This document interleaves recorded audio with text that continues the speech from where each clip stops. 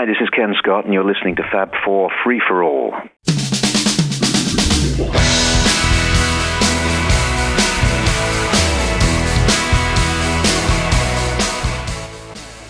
And welcome to another edition of the Fab 4 Free for All, the all Beatles-related talk show on the internet. I thought you were going to say the all-you-can-eat. It's a veritable Beatles buffet, it is. I don't think so. You don't want to eat here, believe me. A Borgashmord. Anyway, so I am your moderator for this episode of Fab 4 Free for All. The background is giving away our topic, but joining me for this episode, as they always do, are my good friends, Mr. Rob Leonard. Okay, Rob Leonard. And my good friend, Mr. Mitch Axelrod. Who may be on either side. I never remember with the Zoom. It doesn't matter. Mirror stuff. Anyway, on this week's episode, this will be our 7th episode of doing listener phone calls. We always have fun doing these, I'd say. And no, I think we do. And no, we get good questions. We get good questions from the audience. Yeah, we get amazing questions. And I think our audience enjoys doing it too, because they keep calling in with the questions. And we're glad they do. And they throw jelly babies at us, which is always anyway. So we've gotten some good questions, and I've gathered some of them up. So shall we peruse and listen to some? Don't use big words, please. Shall we listen to some of the episodes? Listen to some of the questions there. Yeah, sure. All right, let's go. Here we are. All right. Shh. Let's get to this first question right now. Hi, Tony, Mitch, Rob. My name is Ray. I'm calling from Connecticut, and here's my official question. Just recently, it's been the 50th anniversary of the Beatles breakup, and we all know the possibilities of what led to that happening. But I'd like to know this. It's very tough, but if you three can pinpoint where it all started to fall apart, of course, it created a domino effect afterwards. But again, I'd like to hear that. Also, I have a part 2 to this. In retrospect, do you think the breakup in 1970 is still heartbreaking, or do you think it's now a blessing? It's a tough call, though. But I'd really like to know. Thanks, and keep up the good work, you guys. Peace. Wow. Interesting. Very good. I like that question. Yeah, I mean we've sort of tackled that before a little bit, but in some ways. Yeah, in different perspectives. I don't know. If it's all right, I'll for me. Yeah, go ahead. I tend to pinpoint, and it sometimes I feel bad saying this in a way because I'm not trying to pin it on anybody in any way, shape, or form. But there's often talk about that moment at the end of the last show, Candlestick Park. They get on the plane, and I think it was either on the plane or in the limo to the plane or something. But George Harrison says, "That's it. I'm not a Beatle anymore." So I think to some degree, obviously, when they're out touring, there was camaraderie. They were all in staying in the same hotels. They were all there was this kind of enforced reinforcement of that four-headed monster that you always talk about. So I think that was kind of a one of the start points. The other point I could pin it to for me would also be definitely the death of Brian Epstein. I think was a major change, but those are kind of the two things I would pick as being the start point. Yeah, I think you're right about the Brian Epstein. I mean, I kid around and half-heartedly say that yesterday was the end of the Beatles, beginning of the end, because Capitol wanted him to do a solo album, and he didn't want to. It wasn't him that did it. It was other people. And they wanted him to do an album with Brian Wilson too. Well, yeah, and Brian Epstein, yeah. And Brian Epstein. Brian Wilson. Well, Brian Wilson had a single credited to him for Caroline Knows. Yes. That is something to think about. Yeah, but but I do think the Beach Boys are a different animal here. But Brian Wilson. I do too. Right. But in any case, I do think also Brian Epstein's death, they really had no direction.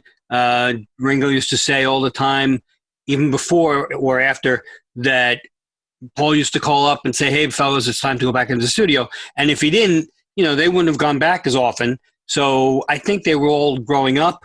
And in general, that broke them up. But I do think that after Brian died and Paul having to coax them in, and maybe them having a little resentment for Paul there because he was the one always calling and saying, come in, like taking the leader role, even though he wasn't. He was just saying, let's go record. So they might have perceived it that way. So I think Brian's death had a lot to do with the beginning of the end of the Beatles. Well, I never thought of this before till this moment, but it's also the idea, too, that you went from someone like a Brian Epstein who is older than they are. Not much older, though. No, but by a couple of years anyway. And he, the guy in the smart suit and whatnot. And in his style, it's old. He was much older. Oh yeah, yeah. The years were not as severe as his difference in style, but they went from somebody who was older than them, quote, bossing them around, to one of their peers bossing them around, and not bossing. You're not saying that Paul was bossing them around, but you know what I mean. Instead of Brian being the one to call him up and say, "Let's get ready for a session," now it's someone your own age doing it. Well, forget about own age. I think, Tony. I think your peer. I think it's just the fact that you had an outside force telling you had to do something, like Daddy's calling and saying, "Do it," and you're the kids. Now, when one of the kids is telling you have to do it instead of like Daddy, you resent them a little bit because why are you telling us to do it? Dad used to tell us to do it. Now you're telling us, and it harbors a little resentment maybe. Yeah, that's true. I agree with Brian Epstein dying. I think financially he wasn't the greatest manager in the world, but he knew how to present them. He was their protector. He did a lot of things for them that they didn't have to worry about.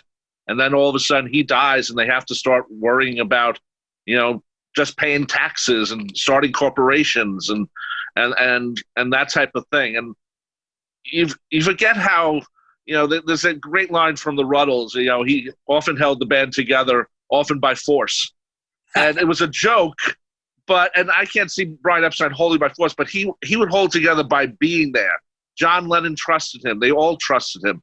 And I think that was very important for a band like this who, went and changed the world. I do think that the May 9th meeting where Alan Klein is trying to convince Paul to sign up with the other three, I think that's where it starts really to fall apart even heavier, because Paul's in-laws know who Alan Klein is. They know they worked in the same business, and they know he's not the most honest guy in the world. And I think Paul was trying to tell them, hey, this guy isn't the right guy. But at that point, I can understand where John and George and Ringo would say, well, they're your family. I can understand that. But at the same time, a few years later, John said in an interview, Paul was right about Klein. Yeah. So yeah. I think it's Alan Klein stepping in. And, I don't think it's Yoko as much. I think John had found someone to perform with, to quote a line. But, Linda was at a lot of those recording sessions too. So, right. It didn't seem to bother him that much. Everyone goes back to, oh, look at that. Well, yeah, things change. They change. They get married. They fall in love, So I think that's it. The other part of the question, is it heartbreaking? Depends. Well, it depends. Every band, if you look at the history of literally every major band, from The Who to the Stones to everyone, literally every band has a break where they have to sue people, whether it's their record company, their former management, or whatever. And this happens to many bands. And if you don't do it, you usually fall apart. And if you think about what happened if let's say, Alan Klein hadn't come around, what if they figured out, okay, we didn't make as much money. What do we do about this? Do we back out of our deal with Brian and Nems and stuff like that? I mean, The Who had to sue their manager. The Stones had to give up all their recordings and songwriting to get out of their contract with Klein. Well, I was going to say Alan Klein again. Yeah, he keeps popping up. So to me, that it's just something that happens with music. And if you look back, it's the first time that something like this really happens in the rock world. So and was it heartbreaking? What was heartbreaking? When John Lennon was murdered, because it said that they were never going to get back together the way the four of them in a room They had to break up before they could get back together. And that took until the end of 1974 to do that, to legally do that. So to me, that's where it sort of ends, but then it restarts. Oh, no, I'm sorry, bro. No, go. No, I was going to say, I think what would have been truly, heartbreaking. I mean, aside from John, but I think what would have been truly heartbreaking would have been if they had limped along. Correct. Yes. No, you're right. I mean, not for anything, but if they had, oh, all right, Paul, we'll go with Eastman. Oh, all right, we'll go with Klein. Oh, all right, you have your guy manage. If it was just a chore all the time. Or look, let's take this in. We know the contents of the last board meeting. So if they had not broken up and it became Lennon, McCartney, et cetera, and they kept going, would the music have possibly been affected? Would it have been or you can pick any 4 songs you want for the album, and you can pick any 4, and George, you can pick any 4, and Richie, you can put 2 by other people or by yourself. So let's say they went on in that democratic way. Would the Beatles have survived democracy? No. Right. I mean, because that's part of it is that, here I wrote a song last night, let's do it today. And the Beatles did that a lot often, A Hard Day's Night is a great example. Well, or do they stop having the ability to say, gee, you know what, John, I don't really love that one. You got anything else? Right. No, you're right. And it would have become, you know what, these are my 4. No, you're right. And what songs, like, could the Beatles have done Mother, or I don't know. Well, I was going to say God, but I'm sure, John originally wrote it without the, I don't believe, Beatles thing. So that's part of it. But you have to think about it. The Beatles could have, from a musical standpoint, the Beatles could have done anything. Oh, that's true. That's true. I'm talking about what they want to put their name and on? face behind. Yeah. All right. So, Mother, I mean, there was nothing inherently wrong with Mother. I mean, that was a personal song for John. Yeah. But would George have gotten into that song doing his part?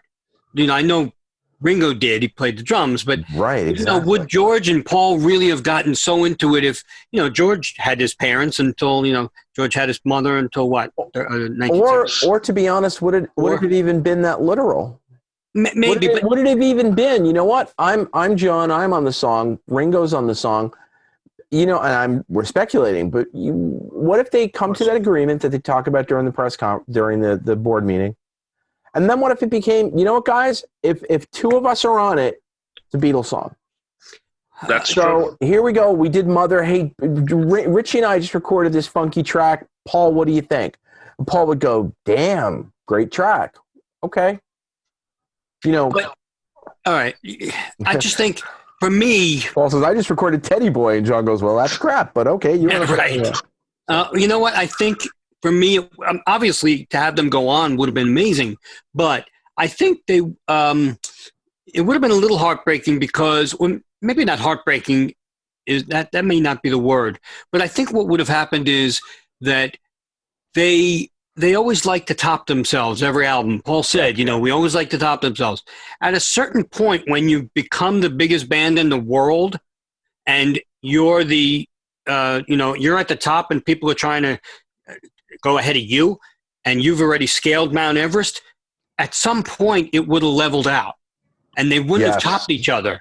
No, you're right. Yes. The other album, and then it would have been. It still would have been great music. Look at all the solo stuff. I mean, it would have been amazing music. Sure. But would they have topped themselves? No, because by 1970, if they kept going, I think maybe technologically they could have topped themselves, because obviously in the 70s things got a little better, but not much after, after 68. So I don't think they would have been like the groundbreaking Beatles anymore. I think they would have been great Beatles because the solo songs, I mean, we could put together 3 or 4 albums right away of the stuff up to 73 that would have been incredible Beatle albums. Right. But would they have been groundbreaking? So it might have been heartbreaking for the Beatles to just be making great music. Not us. We would have loved it. But it might have been heartbreaking for them not to be able to excite themselves in the studio anymore and be groundbreaking. I mean, who knows? Maybe they would have. Maybe they would have done stuff just like Pepper. I mean, maybe in 1971 or two, they would have found something to do to make it groundbreaking. But I think they would have gotten bored. Would the Beatles? Also, I'm sorry, Tony, you go. No, I was going to say, would the Beatles have survived? And I don't mean this in the literal sense. Would the Beatles have thrived during Stairway to Heaven, during Goodbye Yellow Brick Road, give them 6-7 years, would they have survived Rumors? Would the Beatles have survived going up against what was going to become the greatest music of the 70s? Yes. Right. A mentality is changing among the fans, among what music was being listened to. Look at the solo number ones. They would great. have been up against any. Listen, you're talking about 4 people with a ton of number ones or top 10s, whatever, going up against. If you had now the collective of them making albums, you don't think a solo album that had the best of the solo stuff would have been as good as Rumors? I do. Would it have had the best? Would Paul McCartney have been pushed into anything? Maybe they would have been pushed harder. You wouldn't have gotten Bip Bop, and I don't mean that meanly against Paul, but I'm sure John would have been like, "No, Bip Bop's not going on the freaking album." Right, but George and Paul would have said, "My Mummy's Dead's not going on the album." So right. You might have gotten, and George would have said, "I don't like any of you." But I do think that if you had if they were pushing each other to be the best they can be, just to outdo each other, I think they would have made some great albums that would have been just as good as any of the stuff coming out. I do. I mean, well, the thing about the Beatles, their solo years, the first 5 years, they were very on the charts. Well, prolific. And I think that kept them from getting back together because there's no reason to. We're all doing our on the charts very well. John had hits. Ringo had hits. Who thought Ringo was going to have hits? And so I think that's part of it too. They didn't have to get back together. And then, also the other thing about the breakup, there's a lot of things. What if John and Yoko done their stuff? If you wouldn't have had some time in New York City, most likely, or at least part of it.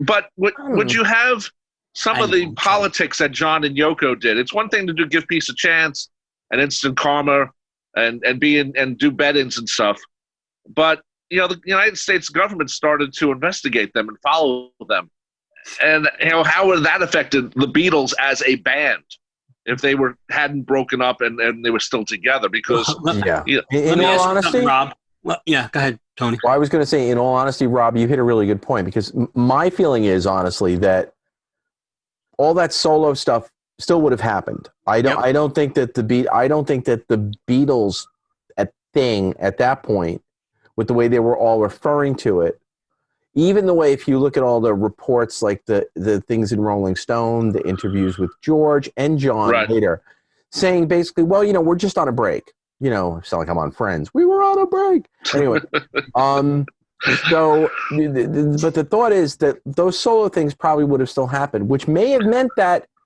the Beatles would have been forced to either break up or take a really long hiatus anyway because of their respective legal problems.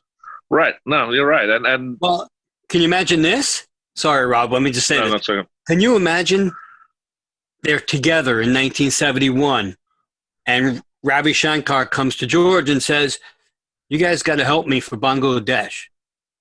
And now it's the Beatles for Bangladesh, not just George Harrison and Friends. I mean, yes, it wouldn't have been and Friends probably if it was the Beatles. But can you imagine the Beatles doing a concert for Bangladesh? No. Well, why not? Why couldn't you imagine it? They're still together. They didn't do anything since The Roof. They know they could still play live. And if it was for a cause, and George said, "Guys, I love this man. Ravi, we gotta, we could do good." And that's what the Beatles would probably get back together for. But even in if a way, they were broken up. In a way, I could see the same thought applying of the sense of Paul thinking, Ravi came to George. George is friends with Dylan, Clapton, all these great people. But so were they. If we show up as the Beatles, we're gonna overshadow George's. But I'm saying, I think Robbie says to George, "I have a clause for you," and George takes it back to the Beatles. Doesn't go to Dylan. He was solo at that point. He couldn't do it by himself. But if they're together and he comes back to the Beatles and says, "Hey guys, we could do some real good now for the world and for a cause," and the guys are going to go, "Sure." And the Beatles now are the main attraction. You don't need the friends. It's interesting because it's that kind of thought that, from the standpoint of knowing that the Beatles wanted to do good for the world and do the right thing, would they do it? It's that little question in my mind of whether or not George would want to make that a Beatles thing. I agree with that. I totally agree with that. No, I know where you're coming from. Together, Well, I think what happened with I don't know. I think what happened with George was that he enjoyed the solo years, I think, the best out of the four. Because he didn't have to worry about anything. He could just do what he wanted, basically. Ringo was part of Bangladesh, and John was invited, and then last minute went away. Reportedly, he wanted Yoko on stage, and George wasn't going to do that. Paul had already said no, because they were still fighting financially. So, that's a good point about Bangladesh. The thing about Bangladesh, the Beatles could come in and out. And they say, "Okay, we're going to take a break. Oh, here's our friend Bob Dylan. He's going to sing some songs." Exactly. Exactly. You could have the Beatles and friends. The Beatles do a half hour like normal, and then bring on some others. Then the Beatles come back and do a second set. And you know what? Again, with the guys. And again, we're at the point too where if the Beatles had still existed as an entity, beyond 1970, would there have been, like we say, would they have done surprise shows at the Fillmore? Would there have been a 71 arena tour? Would there have been? So it may have been not, oh, it's a Beatles gig. Hey, look, they showed up at the Garden. Or would it have been, oh my God, it's the Beatles and they're broke. We thought they were broke. If there was no breakup, would it have just been, oh, hey, the Beatles are, oh, look, man, Beatles are at. Now I'm heartbroken because the possibilities were endless. And I think we keep talking about the studio, but the Beatles as an entity, if they were together, the possibilities were endless. So now I'm heartbroken, damn Ray, you see that? You see what you've done? You've broken the hearts of three. No, I'm kidding. 3, 5, sir. 5, sir. No, I do. There were so many interesting possibilities. Speculation.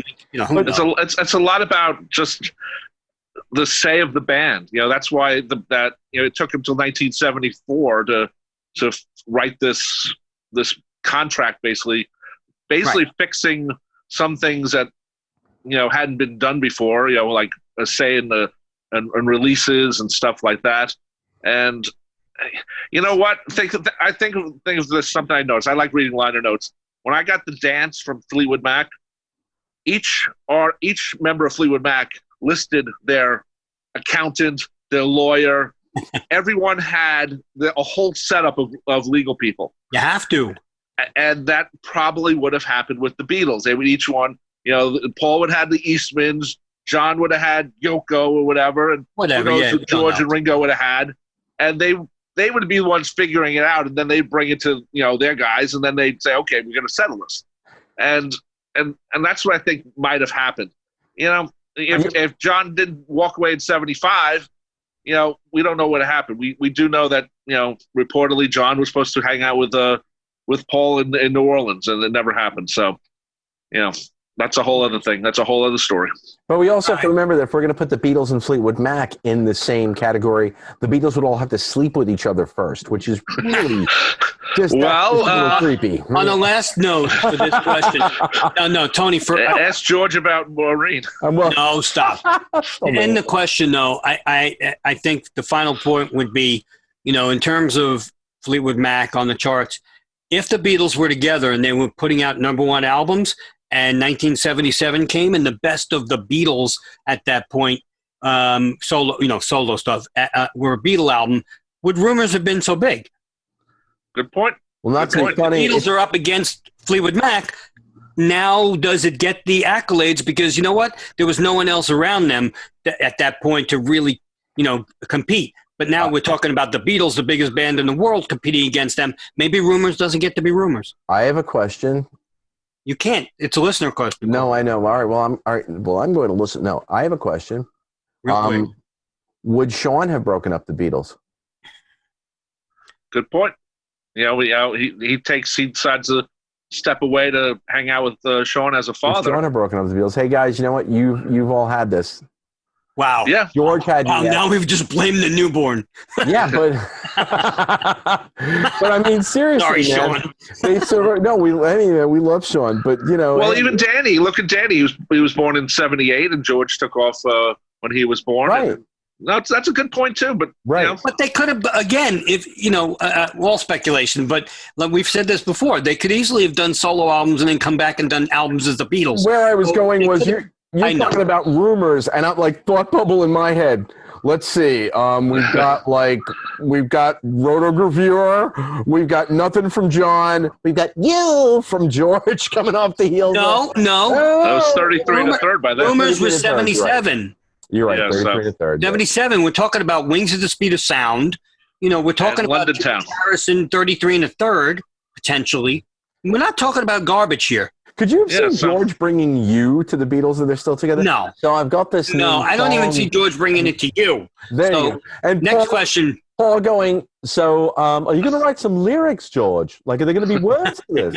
I know those are all the words. Yes, I've got you. Yeah. What do you think? Yeah. Right. Doesn't have any other words. No. On that note, let's move on to our next question. How long? That was a long treatment on that question. But that's a whole show question. Well, it provoked a lot of conversation. Which thank you, Ray. Yes, thank you, Ray. I don't like talking to these guys, but it was good.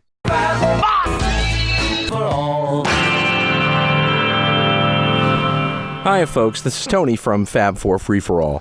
As Mitch has mentioned several times, the cast of Fab4 Free-For-All do not profit in any way doing these shows for all of you. In fact, we actually lose money because of studio time and other production expenses. Now, we have looked into show sponsors, but for a number of reasons, we've decided it would be in the best interest of all of us, including you, our listeners, not to have sponsored ads in our shows. So, what we've done is set up a Patreon account. Patreon is a crowdfunding platform that allows artists to obtain funding from patrons on a recurring basis. Now, it can be as little or as much as you think you can send to us for the work that we put into providing quality Fab4 Free-For-All shows. Now, we know that we have thousands of worldwide listeners, and if each of you just contributed $1 a month, that's just 25 cents per episode. We would have enough to retire and not have to do these shows. Sorry. Seriously, though, we've gotten some great feedback from everyone about how much these shows mean to you, and we feel the same way. But it would be nice if we could break even in terms of costs so that we can continue to bring these shows to you in a timely fashion.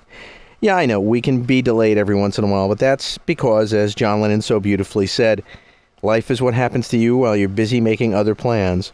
But we do vow to make every effort to have a quality show to you every week. We only ask that everyone go and visit patreon.com to at least check out what it's all about and to see if you can contribute a little something in return for all the hard work and effort that we put into these shows for you. Just do a search for Fab4 Free-For-All and tell us that you give a buck about what we do.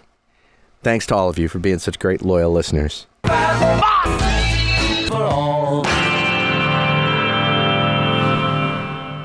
So, all right, hold on while we go to our next question. Hi, guys. This is Chris McGovern from, well, I live in Sedona. I'm originally from Queens, though, so hopefully that's awesome. My question is about any of the music, any or all of the music pre the EMI years.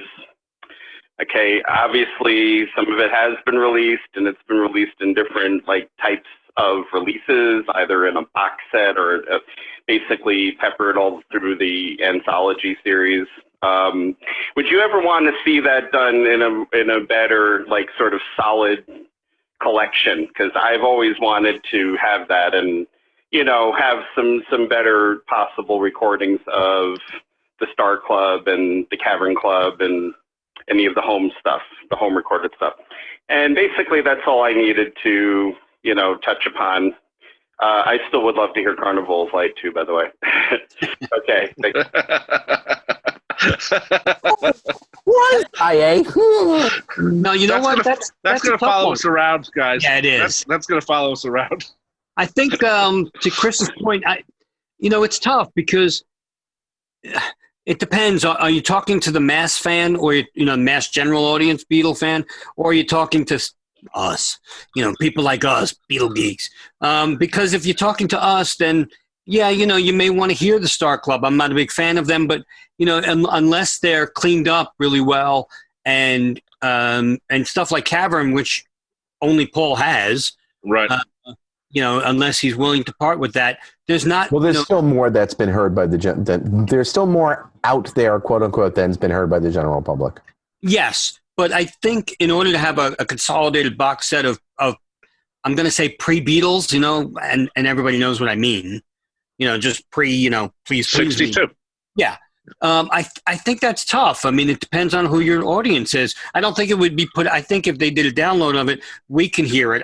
I do think, though, that if they put out something official, it's not going to sell well just because it's not to the mass audience. I'd like to hear it as curiosity because you get to hear where the Beatles came from and what they were, working towards. But I'm not so sure that they would ever do it.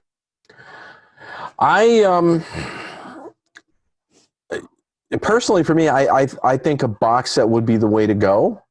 I don't necessarily know that Apple would be the ones to do it. I think because it's pre-EMI, I mean, hold the thought. Not that Apple wouldn't do a good job.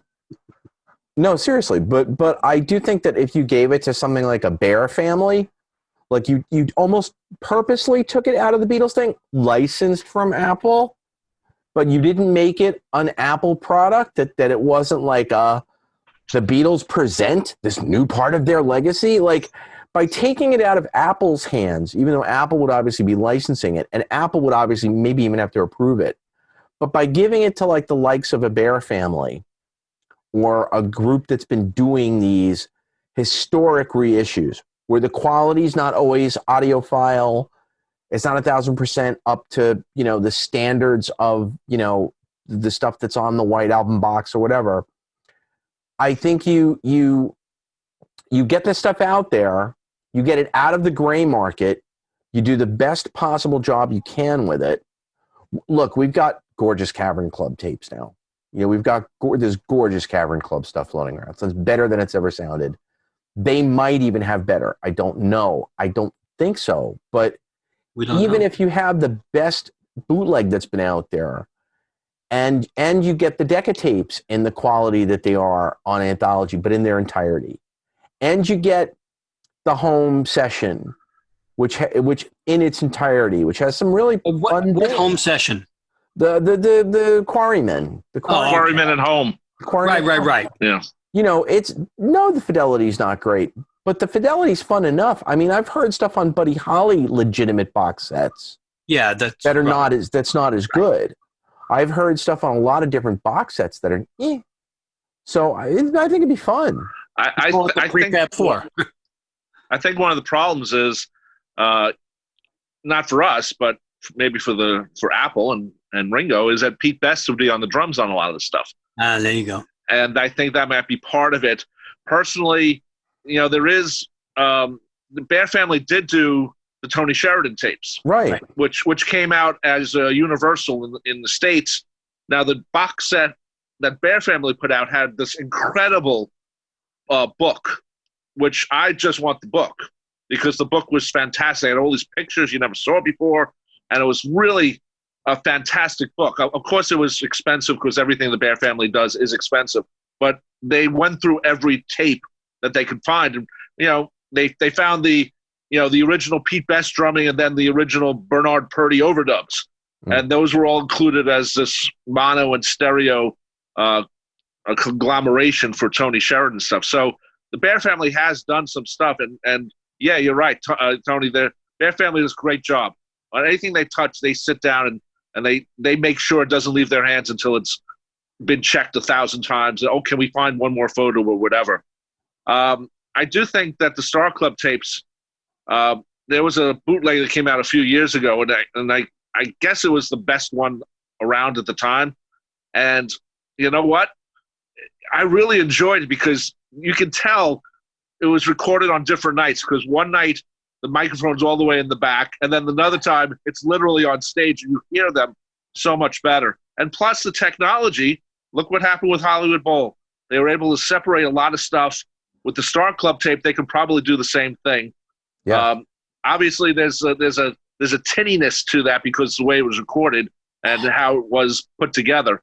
But I would love to see the Star Club come out. Will it?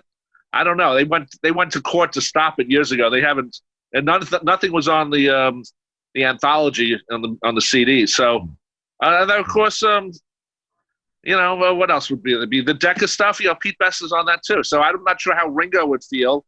We once talked about a while ago doing an all Pete Best box with him drumming.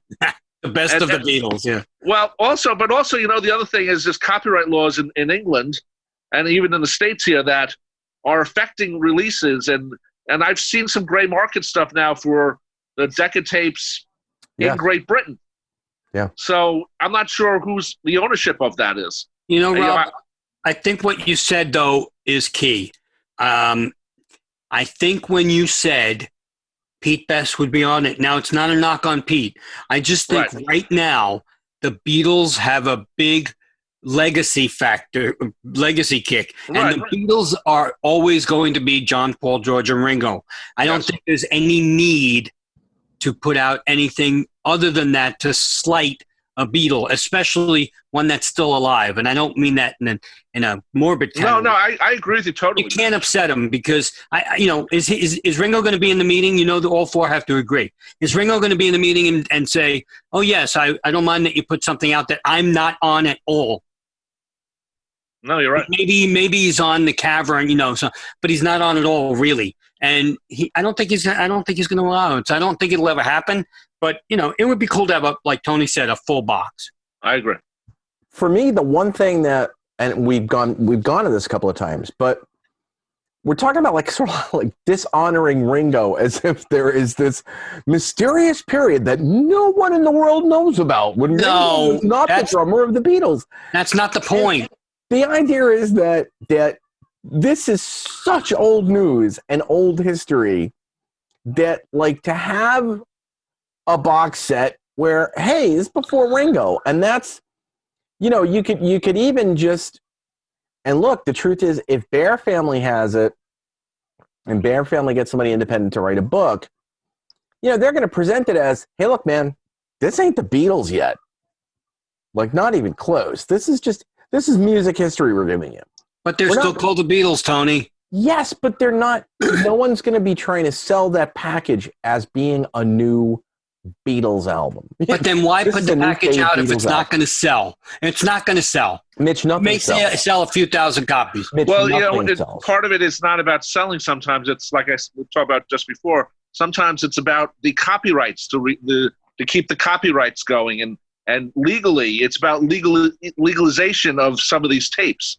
Then you know what, Rob? You put it as a download, not a physical thing, so you don't spend money, and you present it as the history of the Beatles. It's so funny. I wouldn't do that, but I can understand where you're coming from. I'm always the one so hot and horny about downloads, and I have the exact opposite feeling about this. My feeling with this is history. This is stuff. No, it is. This is stuff that you need a Bear Family 80-page book. You need somebody really in a position to write an excellent book about these early things. You got to remember, you have one survivor. You have Paul, who you can go to say, what do you remember about the after? Nothing. He doesn't remember the Beatles. He's going to remember the pre-Beatles? Yeah. Well, really? I think, you know what? A couple of months ago, there was it was on, I think, the Beatles Twitter page or something. It says, how did you get into the Beatles? And Pete Best responded, oh, Paul called me up and asked me to join the band. And a couple of days later, they actually posted it on the Beatles site. So I thought that was a nice acknowledgement, a little bit at least, of Pete Best in these messenger days that we live in. So I thought it was pretty cool. Will they make a box set out of all of it? I mean, I would love to see it. I agree with you, Tony. I think it should be a box set, not a download. But I also understand how Ringo might feel. But you know what? Think of other bands that have histories. Jefferson Airplane before. Right. Come on. It's I hate to sound snobby. It's the Buckingham joint. Part of it is the history is there. There's not a lot of video. Fleetwood Mac was a different band entirely. I know that. A different genre of music, different everything. That's not a good comparison. But well, it's like, having the Stones. Okay, Ronnie Wood comes in 1976. Right. But he's been there forever. So that doesn't make what happened before him illegitimate. Right. It's just part of the history. Are you disrespecting Ron Wood if you put out a Brian Jones box? No. And that was, it's. I don't know. I just think when you're talking Beatles, it gets complicated. I think if you turned around to Ringo and said, my thought of Ringo. So, hey, Ringo, how do you feel about that 5-disc box set that came out of all the Pete Best stuff? Did they do a box set like that? I didn't even know. He would know. I didn't even know about that. He would know. I don't think he would do. I think he'd. But I'm talking about in the interview, or he'd go, "Oh well, great. I wasn't there, but the other guys wanted to do it, and great. I wasn't there, but But would the other guys want to do it? Would Yoko and Olivia say yes to a box? I personally don't think Yoko or Olivia would genuinely care either way. Oh, I don't. I think it's just history. I think right now we're trying to get into people's heads and psyches. I don't know. No, I think it's a historical thing. I don't think it's going to sell a huge amount. But then again, Pete Best is on 10 tracks on the anthology one. That was different. That was made as his historical set, right, to show the Beatles' history.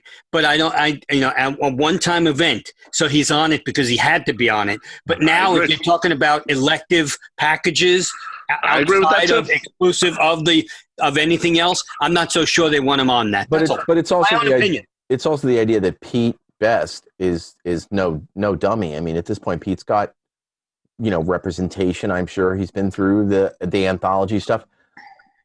Pete Best and all of the other members involved know that something like this is not going to make money. It's not like anyone's going to have to be writing a big check to Pete Best. The check is going to be so small that the Bear family can probably write the check to Pete Best. I don't think. No, no, it's not going to sell. No, but I'm agreeing with you. Right? It ain't going to. It's not something that's going to sell. So you put it as a download. Nah, there's a lot of legal stuff there. I think. I agree. Eventually this stuff is almost out of copyrights anyway. So the stuff that wasn't released, on anthology might be out of the copyright now. So yeah, but let me ask you a question. Fab 4 Free for All Records, a 5-disc set. You know what? We'd probably be the only ones who'd want to do it. No, I doubt that. I tell you, man. I'm sure that there's some nut, and I'm really not exaggerating. I'm sure that there's some crazy at Bear family who's been calling Jeff Jones twice a week. Jeff, can we do this yet? Jeff, can we do this yet? I guarantee you. I think his name is Rogue. You're right. No, you're right. No, Rogue's done a lot of stuff with the museum there and Casbah and everything. So, right. and one more thing, there was a Best of the Beatles DVD that came out right around the anthology. It was directed by Bob Smeaton and it was produced by Neil Aspinall. So they did the anthology. So there was a connection there, but it was released separately. Mm-hmm. And you just said one thing. It wasn't on Apples. It wasn't on Apples. You said one thing, Rob. What? You said it was produced by whom? Neil Aspinall. And Neil Aspinall is... Yes, I know that. I know. So he's not around anymore, so there's no familial connection anymore. I agree totally. I totally agree. Back then. It was easier. It was. I'm here trying to think of exactly what Neil Aspinall was to Pete. Nothing really. Just come on. No, it was what I mean. We heard there was an open secret in Liverpool, but not out here. I'm not gonna touch that joke with it. Let's go to the next one, can we? Yeah, what's the next one? Let's go to our next listener question. We may end up getting 3 in this show instead of the usual 5. So, all right, hold on. But they're all good. Yeah, absolutely, man. All right, let's go to the next question. Hi, guys. This is Dave Thomas from Poughkeepsie. I heard someone today refer to the Beatles lunchbox as the Holy Grail, and I thought, gee, that's not a Holy Grail for me. I don't really have any desire to own one of those. But I was just wondering, I guess everybody has their own thing that they'd really like to have in their collection. What's one piece of Beatles memorabilia that has eluded you but you'd love to have in your collection? Thanks. Bye. Ooh. Wow. Who did us? Actual master tapes that might have walked out of the EMI? No, I think you mean memorabilia. Ringo's toothbrush. That's Don's tooth. No, I mean real memorabilia. Like toys and all that crap, paraphernalia that have eluded me. Can this include records, though? Sure. Okay. Sure. I mean, look, I collect picture sleeves. So to me, the one holy grail of picture sleeves, I mean, obviously it's the Ask Me Why VJ promo one that's worth $10,000. I'm not talking about that. I mean, yeah, I'd love to have it. But realistically, and I could afford it, I just don't want to pay for it. There is the George Martin Hard Day's Night sleeve. It's blue. That costs about $500. Am I willing to pay $500 for a piece of paper? No. Not at this point, especially, with the environment the way we are in this current moment. I don't think I want to spend even $500 no matter what. I'm getting older and I got kids going to college and stuff. But if it's memorabilia, I had the Beatles record player. I never had the box with. I probably had the box and threw it out in a minute. But I'd like to have that. That would be a cool piece to have, just to display somewhere. Open up the record. Open it up, and even if you just put "I Want to Hold Your Hand" on the player and never play it, it would just be like almost like a museum thing where this is what started me, and that's that eludes me at the moment. Okay, interesting. Tony, I'll let you go next, or do you want me to go next? No, I'm gonna let you go next. Okay. I'm not a memorabilia guy, so it's I don't have much memorabilia. I have more records and tapes and stuff like that, and books. I have a lot of books too, including the great book Beatles by Mitch Axelrod. But anyway, so to me, the one I look back when I've seen the books and they have the pictures, I've always liked the flip your wig game. And I mean, I know that's not a big, costly thing probably out there, but I've always, and I wouldn't play it, but I always liked the design of it. And that's something where you take the board and you frame it and you put it on the wall, like sort of like a Candyland thing, where you see the shoots. Oh, I think I can't, shoots and ladders. You always, as a kid, I always imagined I was actually climbing the ladder, even though I was 6 or something. So I would say that also, and I found out from talking to Bruce Spicer, it's easier to find than we think. The butcher cover, is actually there's a lot more out there than we think. And they're probably easier to find than everyone still costly talks about. It's a little costly. It depends on how you peel it. I would keep it. Actually, at this point, I wouldn't peel it. Yeah, well, there's a lot more that are peeled, and that's the problem. And they screw up because you go too fast. So I would like the butcher cover just for that. But then when they did the American CDs and they included the butcher cover in there. Okay, even though it wasn't the best picture, they probably better copies of it that they could have taken from. But I've always liked the butcher cover for that reason. But I've never been a big memorabilia fan. I mean, I like the turntable thing, but I'm sure if I'd actually had it, I probably would have destroyed it. There'd be no needle. I would have broken the arm by mistake or something. So it would have been small, doing that, of course. Yeah, so you didn't think about that stuff. So to me, that would be my 2 things of memorabilia that I guess I would want. Tony, let me tell you add to mine one quick second, then I'll let you have the floor, Tony, if you don't mind. Yeah. The only thing I would say is, and it's not always costly stuff, when I'm on eBay and I see items, it could be $5, that take me back to my childhood. I mean, directly back. You know how it smells sometimes? Right. Oh, my God. It just took me back to Howard Beach in 1968. When I see certain things like, the little pin back, the green duck 1-inch Beatle buttons that I used to put a nickel in the thing and it used to come out in the capsule, they're not that costly right now, but if it reminds me of my childhood, I like it. So sometimes I pick those up just to, if I'm feeling blue one day, I just, I look at it and it brings me back to a great time in my life when I was a kid. Well, so it doesn't always have to be like the quote holy grail of like expensive Beatles stuff. It could be a $5 item that takes me right back to childhood. I have to turn one more thing because he just brought up something. You guys know Wings Over America is where I became a fan.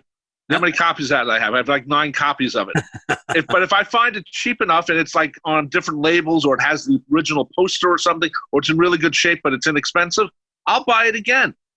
Even though I have, all those versions, because you're right. Certain records remind you of certain times. And Wings Over America would be one of those. Beatles at the Hollywood Aren't you Bowl. mowing lawns for that? No, my father gave it to me because right. I did a spring cleanup. Oh, right. Because he said pay me cash. I goes, well, get me Wings Over America.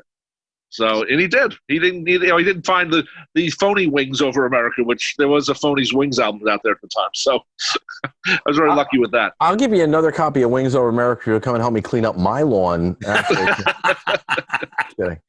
The offer is there, Tony. Awesome. I used to be a landscaper. You know that. For me, it's really funny because I kind of fall in a weird place. I don't collect memorabilia, but it's like one of these things where I look at some of the records that are sort of memorabilia. What I wish I had more than the Holy Grail was the room to display the Holy Grails. Yeah, like, that's to true. me, it's not about having it's not about the items I want. It's being able to get those items and then actually have them be able to be exhibited. I've seen some countertop displays that are absolutely you put buttons in them and gorgeous. And if I had a home with a mantle or a bar or something like that to put them on, great. I am envious of people who have Beatle rooms. Yes. I mean, Ricky Glover, just as he's doing these great videos every week, he shows a Beatle room and I just salivate. And it's not even, like you said, Tony, it's not even the fact that he has everything that I want, because I do want to go in his room and steal everything. Yeah. But it's not the fact. It's the fact that he has them displayed so well. You realize if he ever gets robbed, this is on video. I know. But you know what? You just pointed down to Rob and said robbed. So No. Well, I said if he ever gets robbed. No, but you're right, Tony. If even those little buttons I have, they're in my credenza. Yeah. No one can see them because I don't have room as it is. My wife doesn't want me in the room, let alone Beatles stuff. So, you're right, though. If you could have places to, exhibit your stuff, whether it's a $5 piece or a $5,000 piece, that actually is a great idea. I would like that, too. I mean, truth be told, things I can think of right away. I mean, and again, it's not something you just put up with 2 thumbtacks, but, I have a couple of Let It Be boxes. I don't have one with a poster. Oh. And even, I've got to be honest, even if I bought the repro of the poster, and put it up, just little things that are meaningful to me in their way. And again, you bring to mind, to me, my biggest piece of memorabilia is any orange and yellow swirl Capital 45. That I put that on a turntable and watch that go around, and I'm 5 again. You know.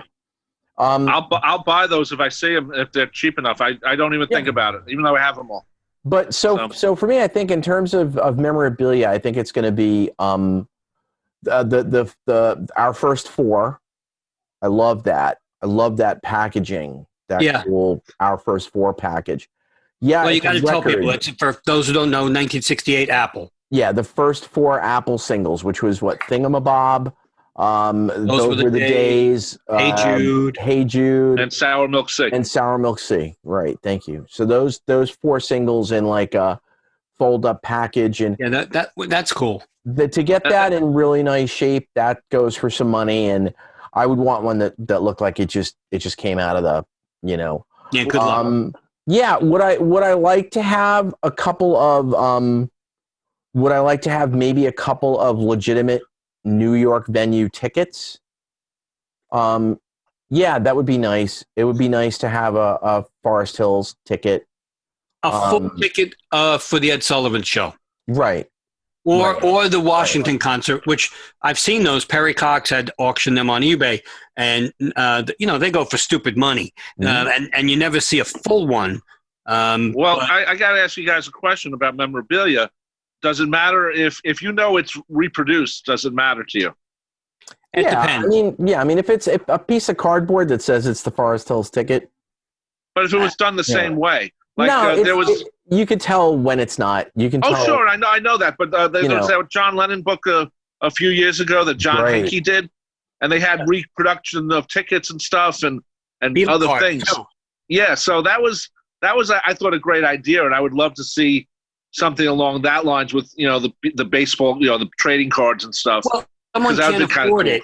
Right, Rob, if someone can't afford something like Beatle cards and they get 5 in that book, or 3 I think they got in that book, and you want to put them in the display, like you were talking about a nice display, it's a cheap way to do that without, breaking the bank. Sure. But you still get the look of things. So I think that's good.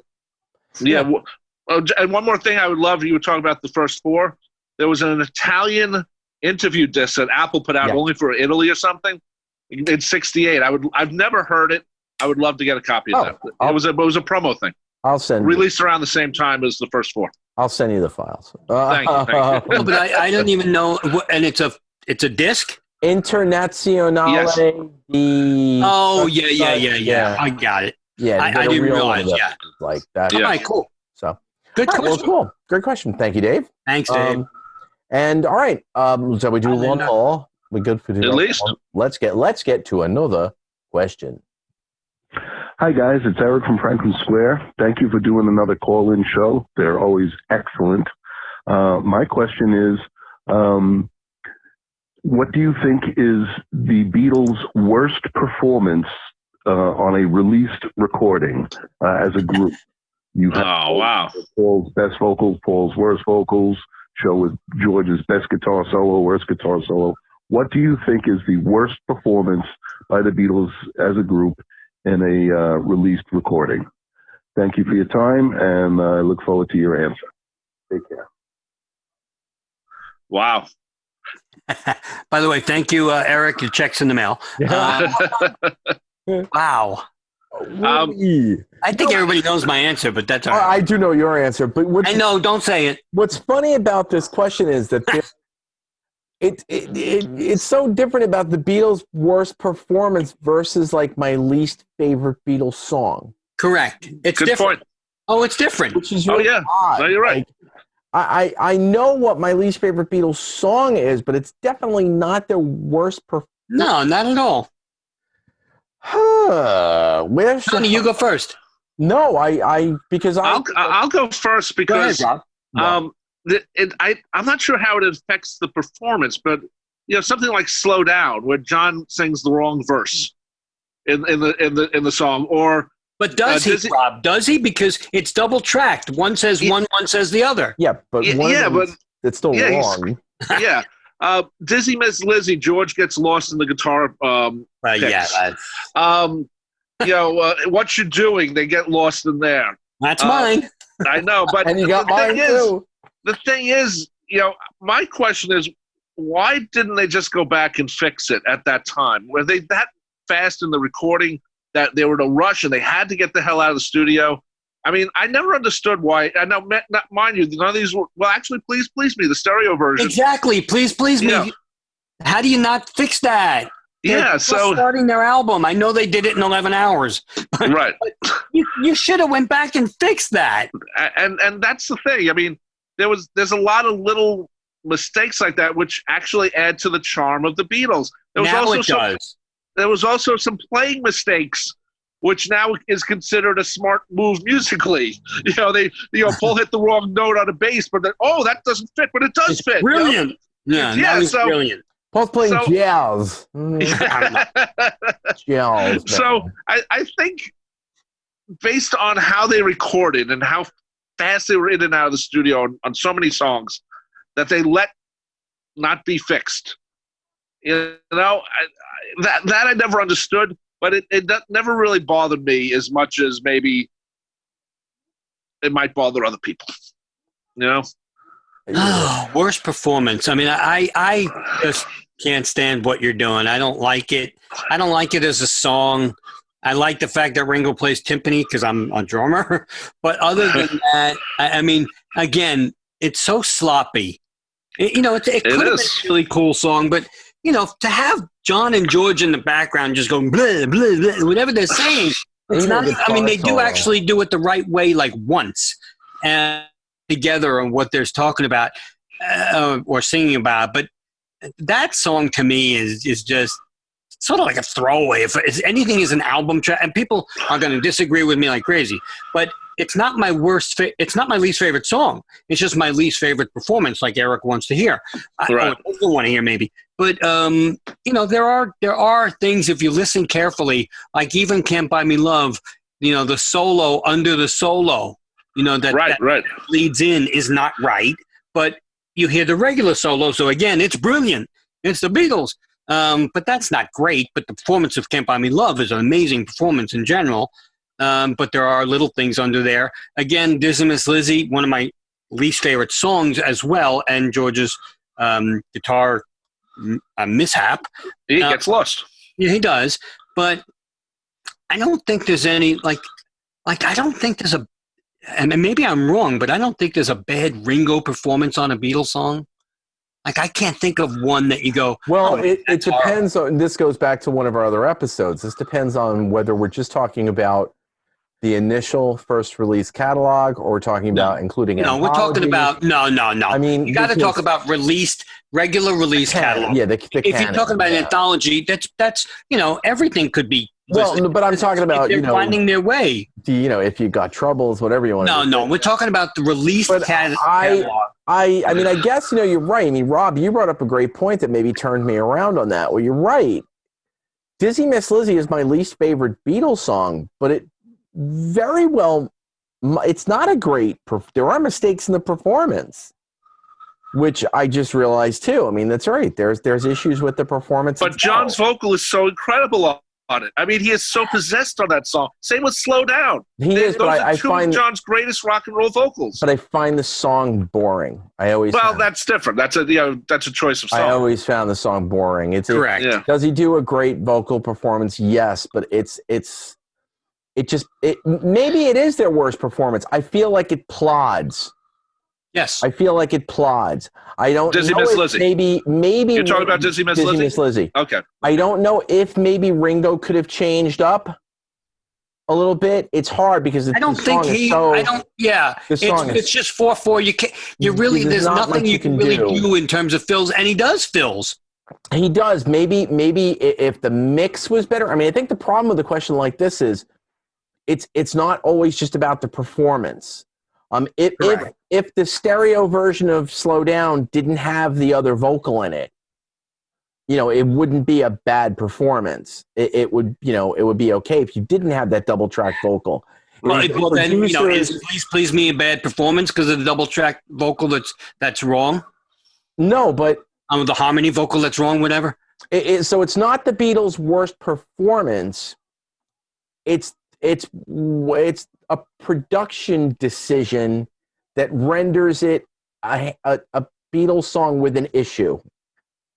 Oh, that's a good title. That's a good show title. A Beatles show with issues. Like, that's us. That's us. We're a Beatles show with issues. And I'm Beatles songs with issues. Every Beatles song has issues. Born at the Reef. Fab Four Free for All in a nutshell. Beatles show with issues. Yeah, man. Just ask other people. Though I have to say, Tony, the version on Hollywood Bowl of Dizzy Miss Lizzy, John is very possessed live, and he does get the guitar parts right, George. So that's true. It's interesting how some songs were allowed to have mistakes on them and others weren't. Well, then again, if you're talking about a live performance, every time George did, I saw her standing there. It was a different solo. It was. It was. I don't think it was the same one once. I mean, I don't know how he did it. In this one point, remember when they were going through that, when Paul says to him, "You call that a solo?" I mean, so when he did it live, I could see Paul like looking at him going, "Oh crap, which one's he doing today?" Yeah, no, you're right. I mean, they all worked, most of them, but it wasn't the same. I mean, it just wasn't. So amazing when you think about that. I mean, can you look at something like, I mean, I don't know. Can you hear the bass? I can't remember. Do you hear bass mistakes in Long and Winding Road? I know there's always like. But Paul overdubbed John's part, didn't he? No, He did, right? No. That's why the strings were put in there partly. Okay. What was it? Was it Let It Be? Because I remember John did, or two of us. No, I think it's Long and Winding Road. One of them, John's playing bass, and I think Paul went back and overdubbed it. He did. No, okay. I thought maybe he did, but I thought that's why. Yeah. That's why the strings were put on it. Oh, I'm wrong. Okay, that's right. But then again, the version that's on the anthology, which is the version without the strings, doesn't sound bad. It's it's. But you're not concentrating on the bass. Yeah, it's not a song you would concentrate on. No, it's not like you go, all about what a great, like a James Jamerson bass. Yeah, no, it's basic boom. Boom. That song's not all about the bass. God. So yeah, I mean, so it's really hard. It's hard to say. I mean, isn't it funny how that big catalog we picked on 2 songs, like we and we all hit on those. And well, 3, yeah, a couple of additional ones. But other than that, I can't. Oh, you know what's another one that's just not a favorite song, and I don't know whether or not they could have. What's that? Maybe P.S. I Love You. But that's not even Ringo drumming. Oh yeah, good point. Well, he's on. I know he's on. Yeah, but he's not drumming. Again, the arrangement of the song is a little. Well, I don't think that's a bad performance at all. Actually, no, I did the best on that one. I always thought it needed another verse because it just sort of repeated. That's what it was. It just needed another verse. But it's not a bad performance at all. No, I'll never forget. I'll never forget. A long time ago, they used to have all the Beatles A to Z every year, whatever, and on every radio station on Memorial Day, whatever it was. And my mother, God rest her, she looked at me one day and she was going through the A. She loved listening to it. She would listen to A to Z, And so all of a sudden she calls me in the room at one point. We were outside like swimming or something. And she called me in and she's like, I have a question for you. I'm like, what? She goes, A Taste of Honey? Really? I'm not kidding. I was like, funny. What, Mom? She's like, really? Did they need to do that? That's really, really funny. So she wasn't saying it was a bad performance, but it was a bad choice maybe. But on that note too, another one that strikes me where I don't know if it's a bad performance or if I just always feel a little about it is for some reason the studio version of Words of Love. The studio version of Words of Love, I always felt a little because they do it if they would have raised the key, I know what they were doing to emulate Buddy, but it's hold me close, and so it almost sounds like it's a plotting song. Well, they're also doing the hold me close, and they're doing the Buddy Holly impersonation. Yeah, which maybe if they'd not done that, I would have thought it was a better performance. Who knows? I don't mind the 3 of them going in harmony. Hold me close, but it is good harmony. It is, but the but the live at the BBC, I don't think has. They don't do that. Right, you're right. I don't think it has as much life. It's a little thinner. It's like tinnier, so to speak. It is, but I think for some reason I ended up liking that version better. Interesting. Okay, well, you're right. Yeah, well, so I don't know. We've gotten some really fun questions. We've got a ton more. Yeah, we'll do this again. We will definitely do this again. I love question shows. Yeah, the question shows are a blast. We've got some, it's like we invite them over to our house, but they don't actually have to come over. Yeah, exactly. You don't even invite us to your house, Rob. Yeah, really. That's true. You guys haven't been to my house. Well, no, we have not. So next week, we're going to post Rob's address, and we're all going to go to Rob. No, we're doing the Zoom live from Rob's house. Live from Rob's house. But we're all going to be in masks. No, I'm kidding. Rob a bank. Rob a bank. But seriously, yeah, I mean, these are always fun. And, this is great. So I guess that's it from us for this. Yeah, this is a long show, but you know what? And we got 4 questions? Yeah. But next time we promise we'll get at least 4 more. 4 questions. Just one more thing. We talked about Ricky Glover and his collection. There's a guy on YouTube called Mean Mr. Mayo who also goes through his collection. Hey, Joe. And he has a lot of interesting stuff. He doesn't have memorabilia more as he has records and other things like that. But he does a good job on YouTube. So just to let you know. Yeah, I'll tell you the truth. I was thinking of doing that. It's just going on. We should all have fun with that at some point and just play show and tell on Zoom. I would love that. As a show. That would just show, pick some stuff and go, what about this? I could show you a lot of Beatle cartoon stuff, actually, that, I have cells and stuff. I'm not bringing them down to show you. But there was a lot of advertising stuff that no one's ever seen, in trade magazines and cool licensing stuff that no one's seen. I would love to show one day. Fun. So, cool. Well, maybe for a future episode of Fab 4 Free For All. Thank everybody for tuning in, and I'm Tony Traguardo. I've been your moderator for this week's Listener Calls episode, and I would like to thank my dear friends for joining me, and they are... Rob Leonard. Oh. He pointed to me, Rob. I'm Rob Leonard. My screen's different. I'm Rob Leonard. No, I'm Mitch Axelrod. And I'm Tony Traguardo. We will see you all soon. Take care, everybody. Stay safe. Stay safe. Rob, stay safe. Stay safe. Okay, good. Too late. Fab 4 Free For All was edited and produced by Tony Traguardo at Word of Mouth Studios in Westbury, New York. The opening and closing theme is My Dolly by the band The Badge, featuring longtime listener Jeff Slate, available on its debut album Digital Retro and recent Best Of compilation, as well as from the Fab 4 Free For All website. Thanks for listening to Fab 4 Free For All.